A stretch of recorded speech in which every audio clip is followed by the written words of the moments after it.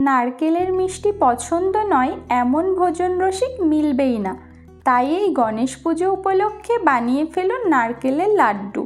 নাড়ুর মতোই দেখতে এই মিষ্টি যেমন আকারে বড় তেমনি স্বাদে আরও বেশি সুস্বাদু।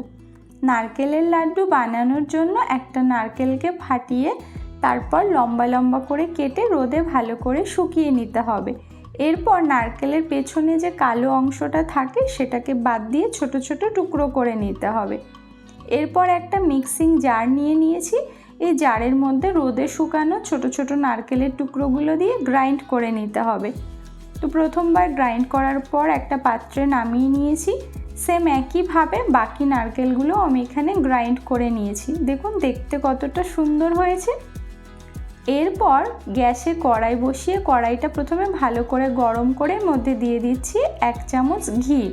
ঘিটা ভালো করে মেল্ট হয়ে এলে এখানে গ্রাইন্ড করা নারকেলগুলো দিয়ে লো ফ্লেমে 2 থেকে 3 মিনিট খুব ভালো করে ভেজে নিতে হবে। আর এই ঘি দেওয়ার কারণে ফ্লেভারটা যেমন ভালো হবে, খেতেও কিন্তু দুর্দান্ত হবে। তো 3 মিনিট আমি খুব ভালো করে লো ফ্লেমে ভেজে নিয়েছি। দেখুন কালারটাও চেঞ্জ হয়ে গেছে। এরপর আমি এর মধ্যে অ্যাড করে দিচ্ছি দুধ। আমি এখানে 250 ml দুধ দিয়েছি আর দুধটা আগে থেকে আমি জাল করে নিয়েছি। অল্প অল্প করে দুধটা দিয়ে ভালো করে এখানে মিশিয়ে নিতে হবে। আর এই সময় ফ্লেমটাকে অতি অবশ্যই লোতে রাখতে হবে।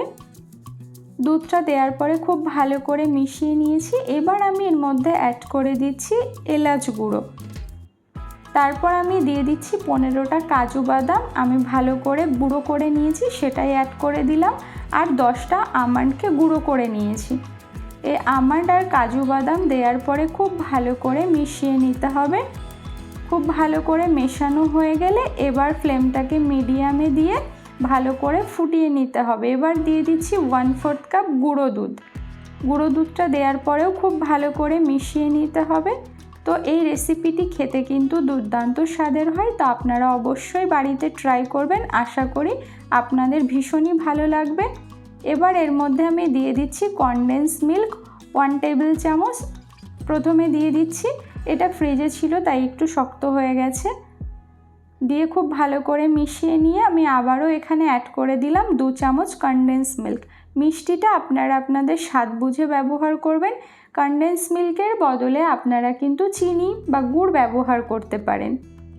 দিয়ে খুব ভালো করে মিশিয়ে নিচ্ছি।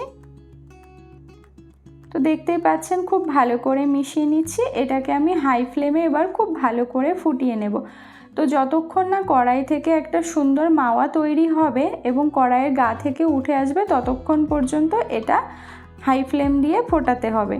তো দেখুন অনেকটাই শুকিয়ে গেছে আর কড়া থেকে এভাবে উঠে আসছে। এই সময় ফ্লেমটাকে লোতে দিতে হবে, না হলে পুড়ে গিয়ে কালারটা ডিসকালার হয়ে যেতে পারে।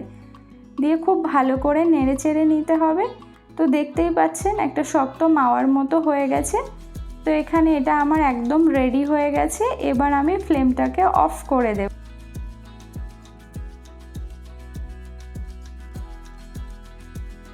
এরপর একটা পাত্রে নামিয়ে নিয়ে এটাকে আমি খুব ভালো করে ঠান্ডা করে নেব।